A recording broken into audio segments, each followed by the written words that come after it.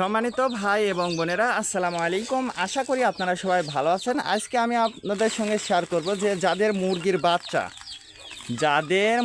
বাচ্চা উঠেছে, সেটা গ্রাম হোক শহর হোক বা আপনারা যেভাবে লালন পালন করেন না কেন, তো খুব সহজে আপনারা কিভাবে আপনার দেশি মুরগির বাচ্চাগুলোকে সুস্থ রাখবেন সেটা আমি আপনাদের সঙ্গে বিস্তারিত শেয়ার করব। একটা মুরগির বাচ্চাও কিন্তু মারা যাবে না ইনশাল্লাহ। আমি আজকে যে পদ্ধতিটা আপনাদেরকে দেখাবো যে আপনার একটা মুরগির বাচ্চাও মারা যাবে না। তো এই জন্য আমি কিন্তু সর্বপ্রথম খাবারটা নিয়েছি। তো আলহামদুলিল্লাহ, এই যে আমাদের মুরগির বাচ্চাগুলো আপনারা দেখতেছেন, এই বাচ্চাগুলো কিন্তু আমাদের সম্পূর্ণ দেশি মুরগির বাচ্চা। আর এই দেশি মুরগির বাচ্চাগুলোকে আমরা কিভাবে লালন পালন করতেছি, আমরা কিন্তু এই বাচ্চাগুলো কিন্তু আমরা ছেড়ে দিয়ে মুরগিটা লালন পালন করে।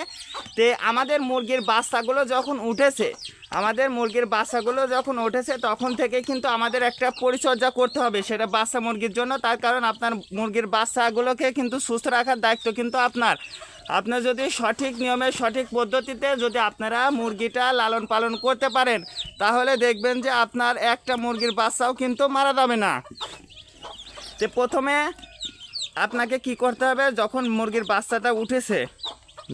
আপনার মুরগির বাচ্চাটা উঠেছে তখন কিন্তু অবশ্যই আপনার মুরগির পুষ্টিকর খাবারটা দিতে হবে। তো পুষ্টিকর খাবার হিসাবে আমরা দিয়েছি কিন্তু এই যে ব্রয়লার মুরগির এই যে ফিডটা দিয়েছি। তো আপনারাও কিন্তু এই ব্রয়লার মুরগির ফিডটা দিবেন।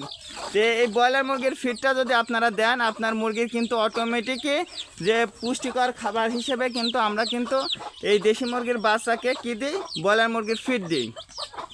যখন আপনার মুরগির বাচ্চাটা ডিম থেকে বের হবে, যখন আপনি মুরগির বাচ্চাকে খাবারটা দিবেন, তখন আপনারা কি দেবেন, প্রথমে যে খাবারটা দিবেন সেটা হচ্ছে এই যে গ্লুকোভেট। এই গ্লুকোভেট বা গ্লুকোজ আপনার যে ওষুধই খাওয়ান না কেন, এই গ্লুকোভেটটা কিন্তু আপনারা আপনার মুরগিকে দিতে পারেন। বা আপনারা এই জায়গায় আপনার ঘরে থাকা যে লেবু আছে, লেবুর রস করে কিন্তু আপনারা খুব সহজে কিন্তু এই লেবুর রসটাও কিন্তু আপনার এই মুরগির বাচ্চাগুলোকে দিতে পারবেন। তার কারণ মানুষ যখন দেখবেন যে ক্লান্ত হয়ে যায়, তখন কিন্তু তারা লেবুর রসটা কিন্তু তারা খায়। লেবুর রস করে তারা কিন্তু শরবত বানায় খায়। দেখবেন যে 10 মিনিট বা 15 মিনিট পরে কিন্তু দেখবেন যে মানুষের কিন্তু এনার্জিটা ফিরে আসে। তেমনইভাবে আপনাদের যারা মুরগির বাচ্চাটা লালন পালন করতেছেন, আমি তাদের বলবো যে অবশ্যই যখন মুরগির বাচ্চাটা উঠবে, অবশ্যই আপনারা চেষ্টা করবেন সেই সময় আপনারা এই লেবুর রসটা দিতে। তারপরে যে বিষয়টা আসি সেটা হচ্ছে, আপনি যদি লেবুর রসটা না দেন, তো সেক্ষেত্রে কিন্তু আপনারা এই যে আরেকটা ওষুধ দিতে পারেন, সেটা হচ্ছে লাইসোভেট বা লাইসোভেট প্লাস। আপনার বিভিন্ন কোম্পানি বিভিন্ন নামে কিন্তু বাজারে ওষুধ আছে। আপনারা লাইসোভেট ওষুধটা কিন্তু খুব সহজে আপনারা কিন্তু হাতের নাগালে পেয়ে যাবেন।